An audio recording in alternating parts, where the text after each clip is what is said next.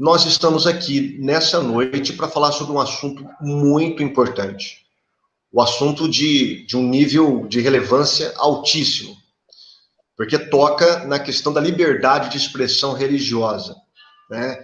E também tem como um dos atores uma das maiores, na verdade, a segunda maior religião do mundo e uma das que mais cresce no mundo, que é o islamismo, né? Quando eu falo em islamismo, com certeza você já projeta algumas imagens, ultimamente, das últimas décadas, né, do que seria a identidade do Islã. O nosso objetivo aqui, a nossa conversa central, tem a ver com um processo que está sendo movido contra um pastor evangélico, simplesmente porque esse pastor resolveu divergir teologicamente da crença islâmica. E nós vamos saber sobre tudo isso essa noite com o meu convidado, o pastor João Flávio Martinez. Pastor Martinez, boa noite. Obrigado por atender o convite. E você pode fazer suas considerações, falar das suas credenciais, enfim. Na verdade, pastor, você é um escritor, né? Também. Não é só um pesquisador, mas um escritor. Eu tenho um livro aqui. Este livro, Islã, tem influência nos atos terroristas, né? É um livro que você escreveu já há algum tempo, né? na época do auge do Estado Islâmico, né? Eu também, a minha monografia, pastor, foi sobre os guerreiros de Alá, focado ali como objeto de pesquisa o Estado Islâmico, também na minha monografia de Ciências da Religião. Então, ambos compartilhamos um pouco aí das pesquisas relacionadas ao islamismo. Mas pode se identificar, pode fazer as considerações iniciais para o nosso público aí, por gentileza. Bem, você, juntamente comigo, está trabalhando já há 21 anos com apologética.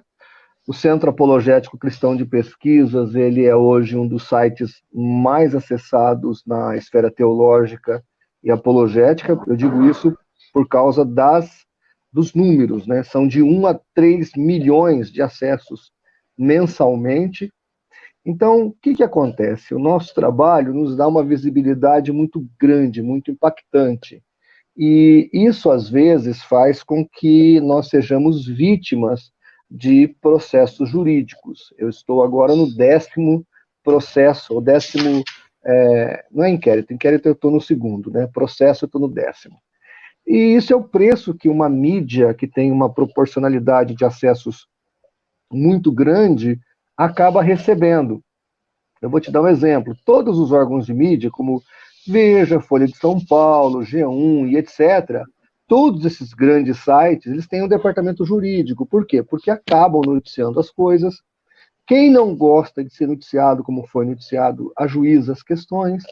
Então, essas questões fazem parte de um país democrático, onde todos têm direito à expressão, inclusive aquele que está sendo criticado, ou escrutinado, ou colocado diante de uma lente maior e mostrado os seus defeitos ali nessa mídia toda. O que acontece? Quando a Federação Árabe Palestina do Brasil e a Associação Nacional de Juristas... Então, pastor, aguenta um pouquinho aí, tá? Isso aí vai ficar para... É a parte principal. Tá, então, só concluindo meu pensamento, porque eu aqui já respondo uma questão antes de você nem perguntou, eu já estou respondendo. Muitos me dizem assim, olha, o senhor passou por 10 inquéritos, deve ser o seu jeito de fazer apologética. Até pode ser um caso ou outro, mas a verdade é que não é o meu jeito, ou o seu jeito, porque você tem muitos artigos no site também, Paulo. O problema é a nossa visibilidade. A nossa visibilidade, ela nos expõe. E por estarmos expostos, né, graças a Deus que nós temos o Dr. Eliezer, mas não é fácil. Sim.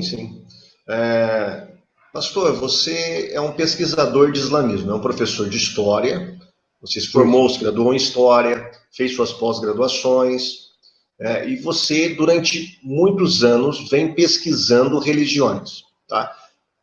Quando que você começou a pesquisar o islamismo e por quê? Por que pesquisar o islamismo? Qual a diferença dela para outras religiões? Nós trabalhamos com apologética desde 1998, você sabe muito bem disso, nós fundamos o CACP, E desde então a gente vem estudando. O islamismo a gente não tinha tanto envolvimento, mas nos atentados de 11 de setembro de 2001, isso ligou minhas antenas, e desde então eu venho fazendo grandes pesquisas, me envolvendo, lendo, por exemplo, eu li todos os livros de Ian Hirsi Ali. A Ian Hirsi Ali hoje é uma das maiores autoridades que refuta o islamismo no planeta, uma das pessoas mais importantes nessa área, e eu li todos os livros dela em português, são 4 livros que ela tem escritos, pela Cia das Letras. Então, isso me fez mergulhar nessa questão toda. De 2001 a 2005 eu fiz o curso de História, e agora, recentemente, eu fiz minha pós-graduação em Cultura Teológica, aonde o meu TCC foi justamente a periculosidade do Islã na visão de Ian Hirsi Ali. Inclusive, tirei 10, né, com louvor na minha monografia. Por Eu quê? lembro. Porque eu trabalhei cientificamente dentro de questões que são patentes. Inclusive, todo esse inquérito e também esse processo que está vindo contra mim é estapafúrdio, porque tudo que nós replicamos no CACP, nos nossos artigos, é conhecido de todos. É só dar um Google que está aí as informações em grandes órgãos de comunicação. Mas aí, agora, como diz o título aí que você colocou, há uma jihad jurídica, né? E que é um procedimento, é um status quo dos muçulmanos em países democráticos. Pastor, muitas pessoas têm dúvidas sobre islamismo. Você poderia falar um pouquinho, rapidamente, o que é o islamismo, tá? E uma dúvida central que as pessoas têm. O Deus invocado pelos muçulmanos, Alá, ele é o mesmo Deus que os cristãos e judeus invocam? É o mesmo Javé? É o mesmo Deus dos cristãos? Enfim, explica Então, isso para lá. nós, é porque muitas pessoas têm dúvida. O islamismo nasce no século VII, né, em 610, 620, mais ou menos, quando o Muhammad recebe a recitação, que é o Alcorão. Ele começa pregando em Meca, ele não é muito bem recebido ali, porque havia muitos judeus em Meca, e também havia muitos pagãos, havia ali a Caaba, né, onde tinha 365 deuses. Aquela pedra negra é toda pagã, aquilo não tem nada de cristão, nem de muçulmano, aquilo já existia muito antes do Islã.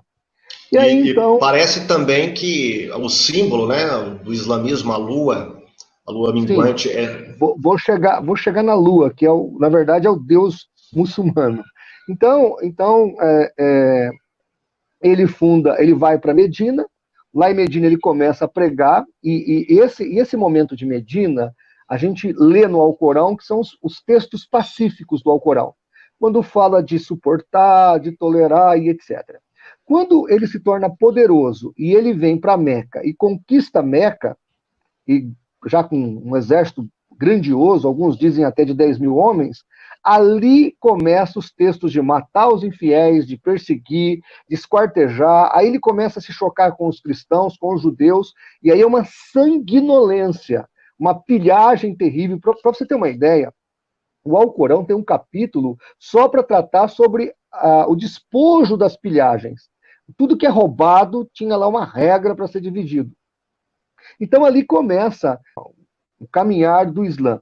E aí ele vai lá na Pedra Negra, né, tira todos os deuses e deixa um, que era o principal, que chamava Alá. Alá, na tradição pré-islâmica, que veio antes, na tradição pagã da Arábia, era o Lua, que se casou com o Sol e teve 3 filhas. Eu não me lembro o nome das 3 agora, mas tipo Manat, Azat, enfim, eu não me lembro o nome delas, né?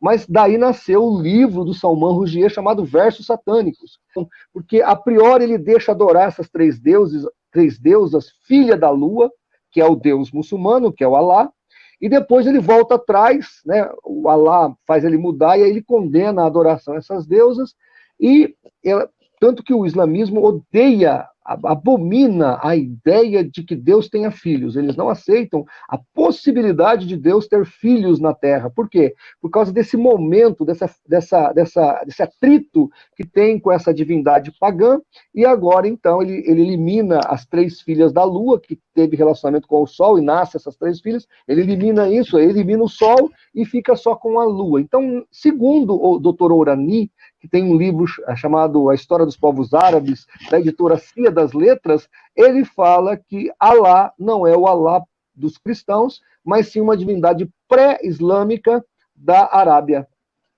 antiga. É bem romântico, né? Você deixar o sol ficar só com a lua.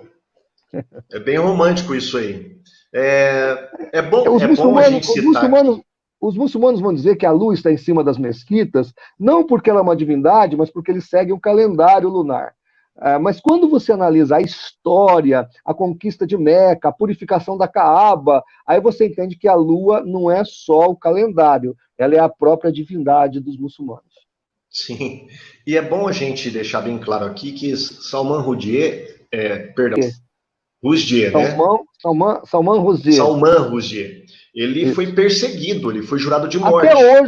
Até hoje é um fatá que não foi tirado sobre a vida dele, e quando ele viaja de avião, ele tem que usar um pseudônimo, porque as companhias não colocam o nome dele, porque até hoje ele pode ser explodido aí de repente. Isso é fato, né? Isso aí não é nada inventado contra os islâmicos, isso é fato. Segundo a associação que me processou, acho que isso aí já dá processo, porque não se pode falar verdades no Brasil sobre o Islã, parece que eles querem dar uma aveludada na religião islâmica que está... Mas não é só no Brasil, não. Essa tendência, ela é mundial, né? Não é só no Brasil. Infelizmente, chegou no Brasil. Mas, pastor, qual a diferença uma diferença básica, entre o islamismo e o cristianismo? Existe diferença... doutrinária? Existem muitas diferenças, mas eu vou focar nas principais. A questão de Jesus. O Alcorão fala 99 vezes em Jesus, o Alcorão fala que ele foi um grande profeta, etc, etc, que ele é filho de uma virgem.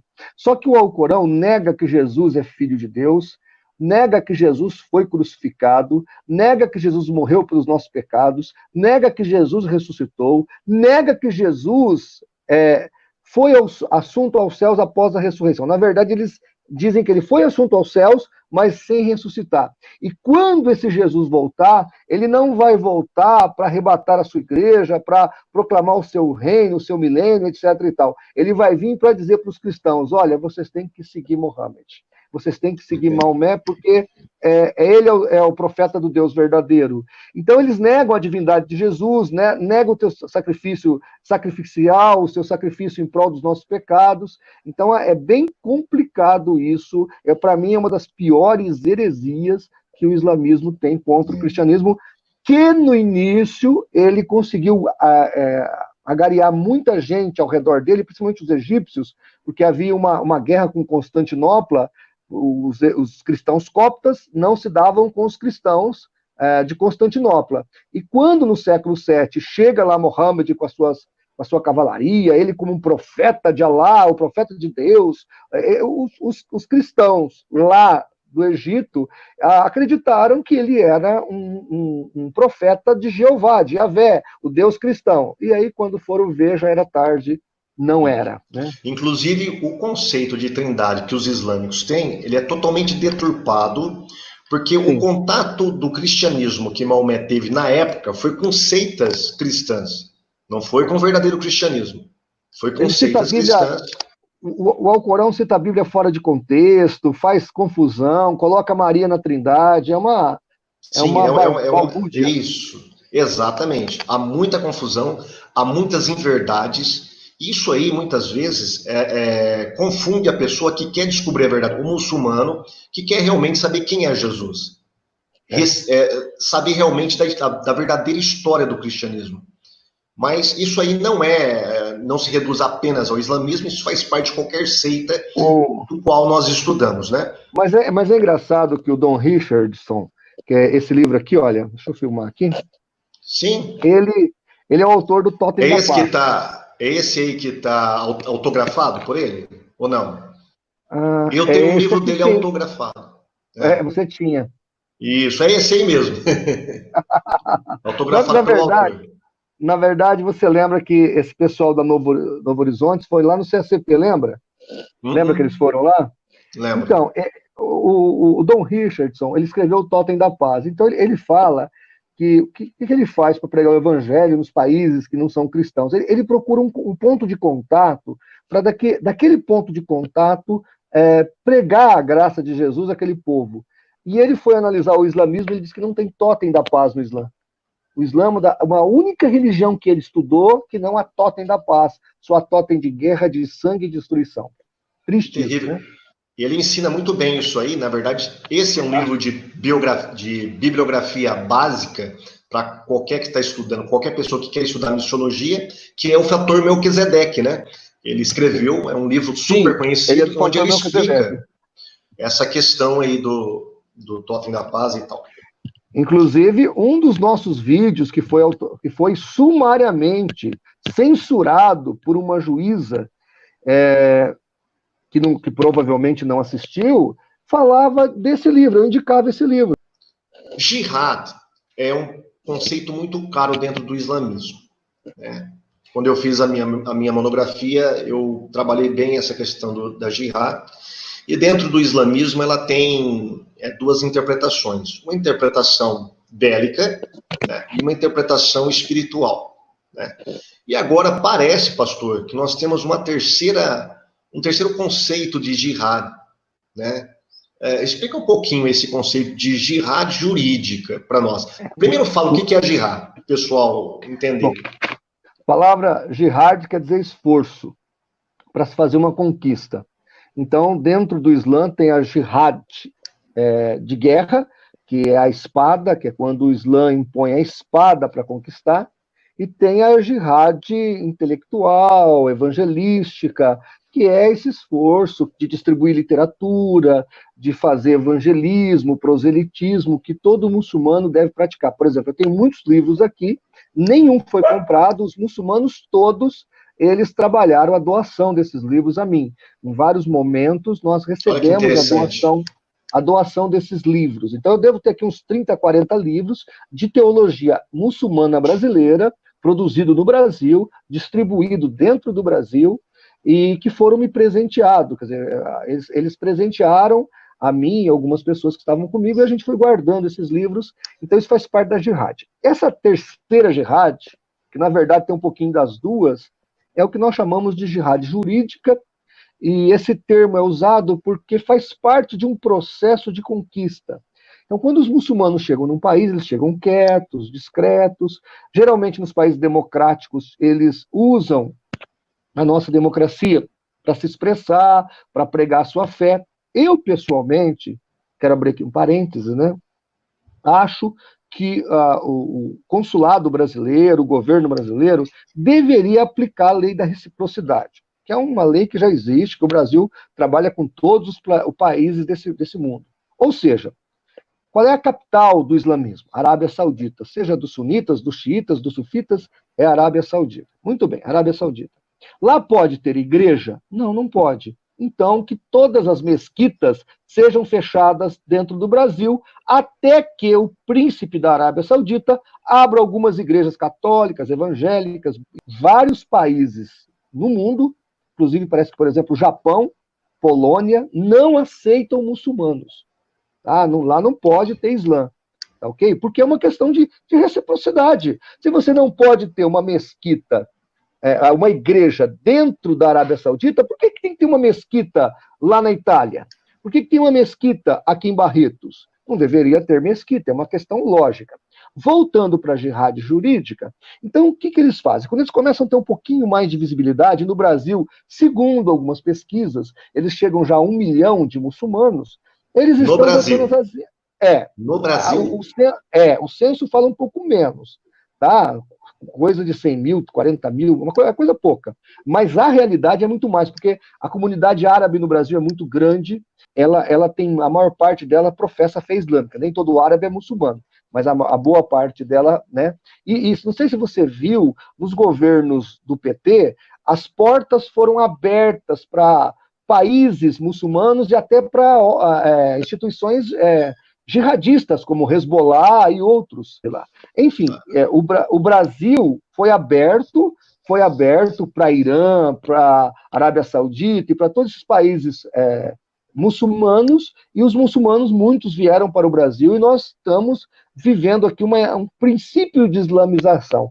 E devido a isso, sites como o CACP, que denuncia os crimes, os erros teológicos, as volúpias do islamismo de maneira assim, bem aberta, bem clara para as pessoas entenderem, nós nos tornamos uma ameaça. Aí qual é o processo? O processo que eles fazem é a judicialização das questões. Tá? Tem um site aqui que o pastor Áureo passou para mim, um amigo meu, que ele já viajou o mundo, chama-se Gladstone Institute, Instituto Internacional de Política e Treinamento. Esse instituto aqui tem até uma bandeirinha em português, lá você pode ler artigos de jornalistas no mundo inteiro.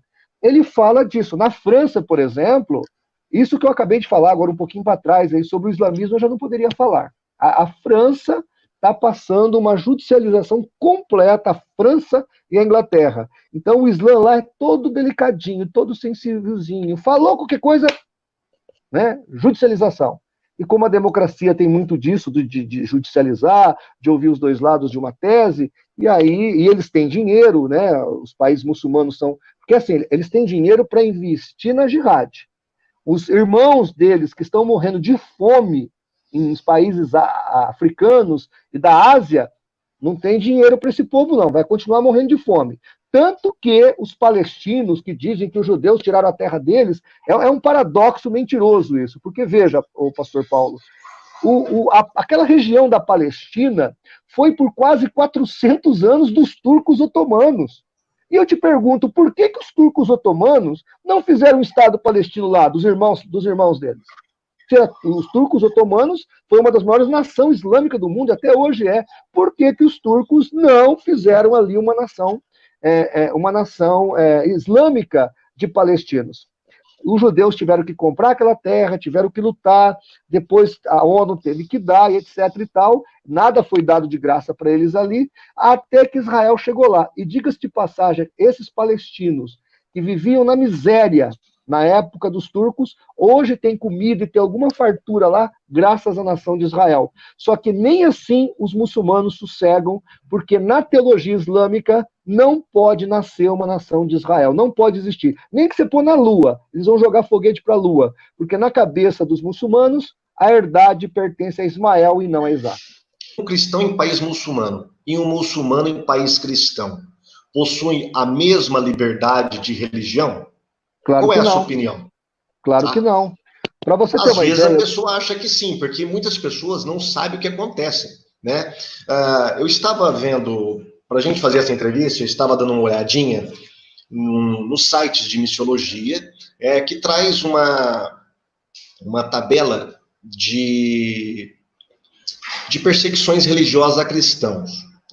Os 50 maiores países que perseguem cristãos na face da Terra. Tá? Em primeiro lugar, nós temos um país comunista, que é a Coreia do Norte. Tá? Mas depois da Coreia do Norte, dos 50 países que mais perseguem cristão no mundo, pastor, 35 é islâmico. 35 é islâmico. E eles não perseguem... É um absurdo. Eles não perseguem só cristãos, viu? Eles perseguem budistas, hinduístas, Sim. Eles perseguem o pessoal que...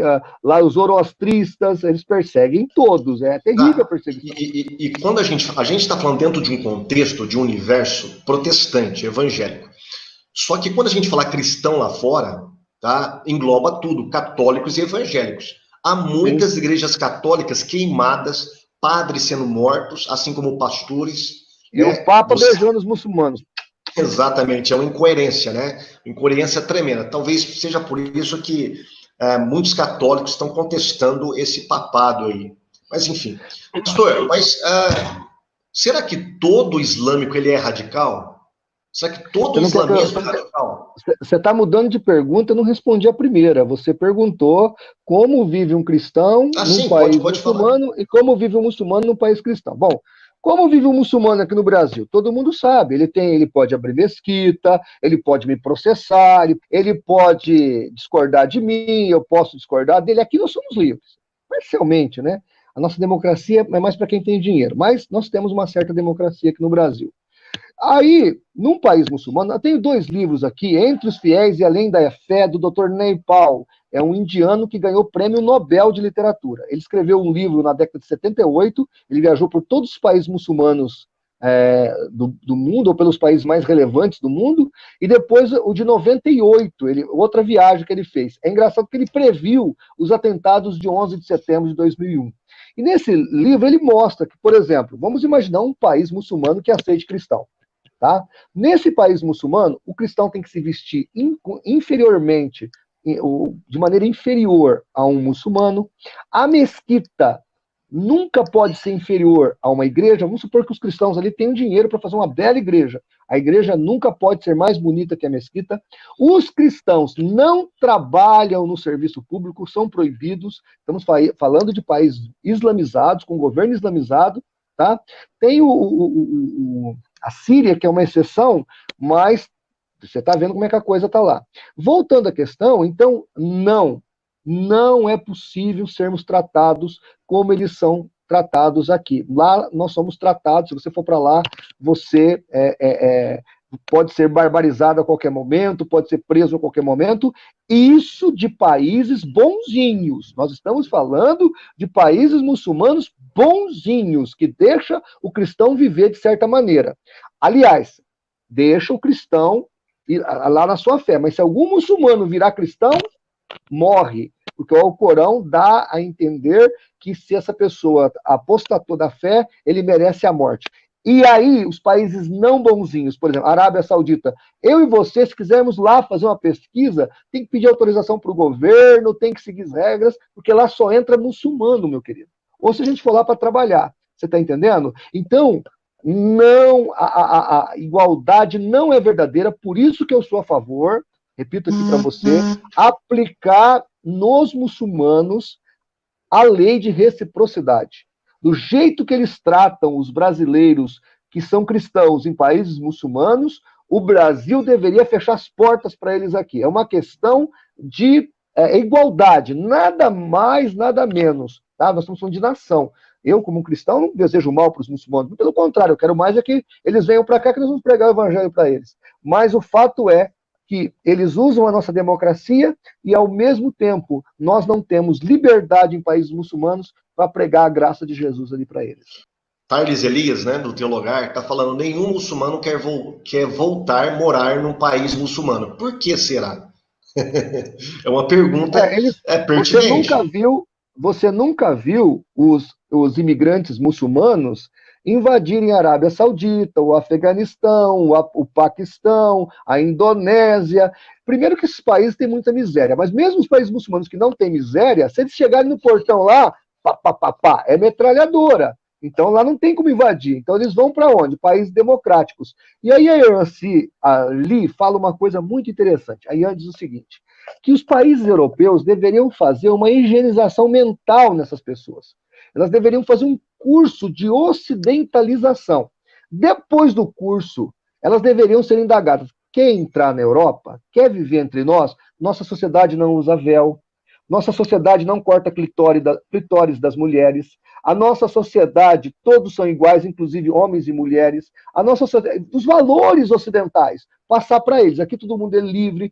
Quer aceitar isso aqui? Você pode até ser muçulmano, mas desse jeito aqui. Quer aceitar, você entra, senão você não entra. O que acontece? Os esquerdopáticos que existem no mundo ocidental, né, deixam esses muçulmanos criarem guetos dentro da França, dentro da Inglaterra, e também dentro dos Estados Unidos, dentro do Brasil. Você pode ver que eles vão para cantos, né? Eles moram nas fronteiras, porque a intenção deles é conquistar a nação e fazer um outro país ali, como é a Caxemira.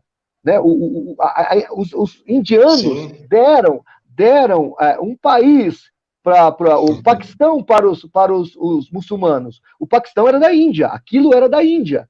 Aí agora eles não estão contentes com a terra do Paquistão, querem a Caxemira. E só não tomaram ainda porque o governo indiano já falou, a gente explode tudo, mas ninguém fica com nada, porque senão já tinha levado também a Caxemira. Então é só um exemplo. Como acontece com Israel. Como Sim, acontece com Israel. se Israel não lutar ali, eles tomam, né, a força. Isso, gente, não é história da carochinha. Nós estamos falando de fatos. Mas aqui no Brasil, nós estamos ainda na judicialização, que é um dos meios. Eles querem nos calar para poder islamizar sossegado as pessoas, e o brasileiro já não lê muito, já não estuda muito. Então a ideia é pegar, e nós temos muita periferia, gente miserável, gente sofrida, e agora com o Covidão, né, vai ficar mais gente miserável ainda, mais gente sofrida ainda, e eles gostam disso, porque é campo aberto para eles entrarem, islamizarem as pessoas e terem fanáticos para poder barbarizar e começar o seu Estado Islâmico em qualquer parte do mundo. Pastor João Flávio, tem um irmão perguntando aqui, existe alguma evidência da Sharia sendo aplicada aqui no Brasil em alguma comunidade muçulmana? Ainda não. Não é por falta de vontade. Não é por falta de vontade. Os muçulmanos da Tríplice Fronteira, de São Paulo, né, eu já debati até com o Sheikh Jihad Hassan, eles têm vontade, né, mas por enquanto ainda não é fácil, né, ainda não é fácil. Claro que se de repente o PT tivesse continuado no poder, essa trajetória poderia ser prosseguida. Um dia nós poderíamos até fazer uma live falando da esquerda e do islamismo, que é um cabo puxando o outro. Você pode ver que são duas facções parecidas, né? Porque o Islã... Eu nunca me esqueço. Deixa eu só concluir. O Islã não é somente uma religião, viu, pastor Paulo? O Islã é um partido político. A gente tem que entender isso. Não é só uma religião. Quando você dá liberdade para o Islã, você tem que entender. Ali está um partido político que, inclusive, não quer fazer parte dos outros partidos, mas quer invadir e tomar o poder. Sim, sim. A essência do islamismo, quando começa com Maomé, é justamente isso, né? Ele é híbrido. Ele é uma comunidade político-religiosa. Não é como no Ocidente, que você tem essa separação e onde impera o secularismo, né? A chamada Estado laico. Não existe Estado laico em país muçulmano, tá? É uma coisa só. Quem comanda é a Sharia, que é a lei islâmica que vai reger todos. E tem esse conceito também, você pode falar um pouquinho, de uma, né? Que é a comunidade islâmica de um modo geral, onde existe um muçulmano, por exemplo, uma comunidade muçulmana no Brasil, ele está dentro de uma comunidade chamada Umma, né? Isso é uma unidade. Que eles devem obedecer a esta lei, né, que é a Sharia, e não a lei do país, por exemplo, a nossa Constituição. Eles obedecem, mas por uma questão, simplesmente, depois nós vamos falar sobre isso, da parte política. Das duas fases de Maomé, o Maomé de Meca e o Maomé de Medina, né, que reflete um pouquinho essa tática que eles utilizam nos países ocidentais. Talvez eu esteja enganado, mas aí você pode falar melhor. Uma das perguntas era, existe muçulmano, aliás, todos os muçulmanos são radicais? Ou existe muçulmano que não é radical? Claro que existe muçulmano que não é radical. Há muçulmanos que eles são simplesmente religiosos. É igual o católico que vai na missa uma vez por mês, uma vez por semana, aquele católico não praticante, ou aquele evangélico não praticante. Então, isso existe, tá? Mas a religião em si, ela não é uma religião pacifista. Ela é uma religião que está ali pronta para... Então, esses islâmicos moderados são aqueles que não estudam muito o Alcorão. Só que, assim, quando o muçulmano ele vê os seus irmãos fanáticos fazer esse tipo de coisa, não é uma reprimenda, sabe? Tem até uma passeatas, você não tem passeatas. Exatamente. Bom. Aliás, quando os Estados Unidos foi bombardeado lá nas suas torres gêmeas, os moderados comemoraram também. Esse ódio pelos Estados Unidos é nutrido por vários países muçulmanos. Então, voltando à questão, o que acontece com os moderados? Né? A Irsi ali escreveu um livro chamado Hereges, onde ela tenta dar força aos moderados para tentar combater os radicais. Só que esses moderados, eles são biquinho calado. E tem até uma charge legal que tem um muçulmano moderado e um muçulmano radical. Então, o muçulmano radical nessa charge diz assim, eu vou explodir você. Está escrito embaixo, né? Aí o muçulmano moderado do lado aponta para o radical e diz assim, cuidado, ele vai explodir você. Então, quer dizer, eu sou moderado, mas eu tolero muito bem o radical. Eu sou moderado, mas eu não tenho coragem nem culhões para me levantar contra os radicais e dizer isso não é Islã. Isso não é Islã, tá certo? Isso eles não fazem. Há uma cumplicidade, né? Isso, eles ficam quietos. Quer dizer, é tipo assim, eles estão fazendo aquilo que eu gostaria de fazê-lo. É mais ou menos isso. Pastor João Flávio, tem vários irmãos perguntando aqui. Do processo? Vamos correr aqui. Depois, se der tempo, nós vamos abrir para as perguntas aqui. Fala um pouquinho sobre... É lógico, você não pode falar tudo, porque ainda está em processo isso aí. Sobre essas ameaças de processo que você tem recebido de duas entidades islâmicas. Né? Você não precisa falar o nome, se você não quiser. Não, pode falar o nome. Pode falar o nome. Eu não posso te mostrar isso aqui. Ó. Isso aqui é o processo. Esse aqui eu posso mostrar. Esse aqui é o inquérito. Ó. Tá vendo? Deixa eu mostrar o que eu posso mostrar e não mostrar o que eu não posso mostrar. Então, vamos lá. Esse aqui é o inquérito. Tá vendo aí? Esse é o inquérito Esse é o inquérito de polícia na Polícia Federal. Eu tive que ir lá buscar isso aqui, fui intimado, era para depor, mas o Covid não deixou, né? E aqui é a Federação Árabe Palestina, que está me denunciando criminalmente. Nesse documento aqui, nesse inquérito, eles querem a minha prisão. Eles não querem dinheiro, não querem nada, querem a minha prisão. Essa instituição nasceu em outubro de 2019 e em novembro de 2019 ela foi no Ministério Público fazer a denúncia. Aí, nós temos a ANAGI, que também nasceu faz um ano, que é a Associação Nacional de Juristas Islâmicos. O presidente é o senhor Gerhard Mohamed Samor. Tá?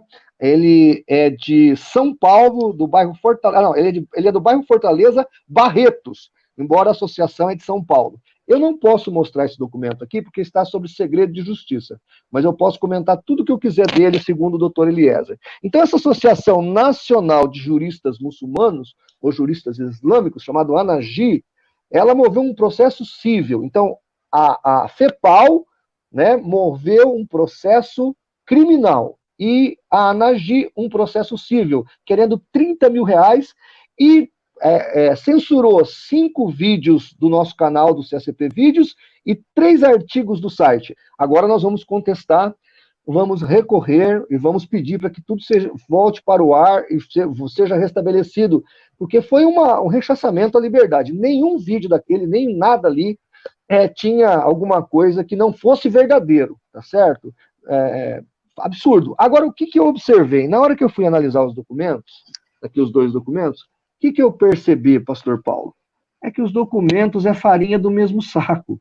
Ou seja, os documentos são um de uma ONG que está sediada em São Paulo, que o presidente mora em Barretos, e o outro lá do Sul. Mas a causa, até os artigos citados são os mesmos.